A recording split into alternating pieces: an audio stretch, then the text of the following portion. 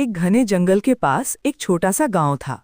उसी गांव के किनारे एक बड़ा पेड़ था, जिसके नीचे एक छोटी सी चींटी रहती थी। उस चींटी का नाम चिंकी था। चिंकी बहुत मेहनती और समझदार थी। वो हमेशा काम में लगी रहती थी और कभी आलस नहीं करती थी। एक दिन की बात है, गर्मी का मौसम था। सूरज तेज चमक रहा था। बाकी सभी कीड़े मकोड़े पेड़ की छाया में आराम कर रहे थे, लेकिन चिंकी चींटी सुबह से ही दाने इकट्ठा करने में लगी हुई थी। वो खेतों से छोटे छोटे अनाज के दाने उठाकर अपने बिल में जमा कर रही थी। उसी समय पास में रहने वाला एक टिड्डा चिंकी को देखकर हंसने लगा। उसने कहा, अरे चिंकी, तुम इतनी गर्मी में क्यों मेहनत कर रही हो? आओ मेरे साथ बैठो, गाना गाओ और मजे करो।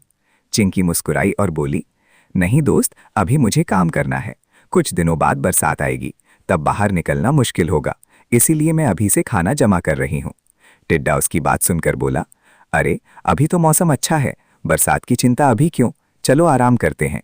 लेकिन चिंकी ने उसकी बात नहीं मानी। वो चुपचाप अपना काम करती रही। दिन गुजरते गए। चिंकी रोज मेहनत करके अपने बिल में बहुत सारे दाने जमा करती रही। दूसरी ओर टिड्डा दिन भर गाता, नाचता और खेलता रहता था। कुछ ही समय बाद बरसात का मौसम आ गया। आसमान में काले बादल छा गए और तेज बारिश शुरू हो गई। चारों तरफ पानी भर गया। अब बाहर निकलना बहुत मुश्किल हो गया था। चिंकी चींटी अपने बिल में आराम से बैठी थी।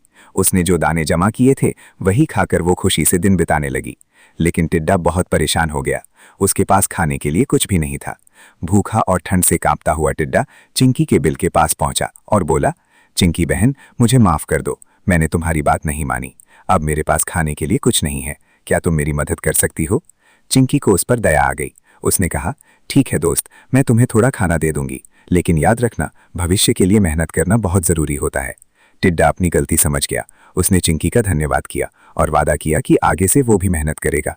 सीख, हमें हमेशा समय पर मेहनत करनी चाहिए, क्योंकि मेहनत करने वाले लोग ही मुश्किल समय में खुश रहते हैं।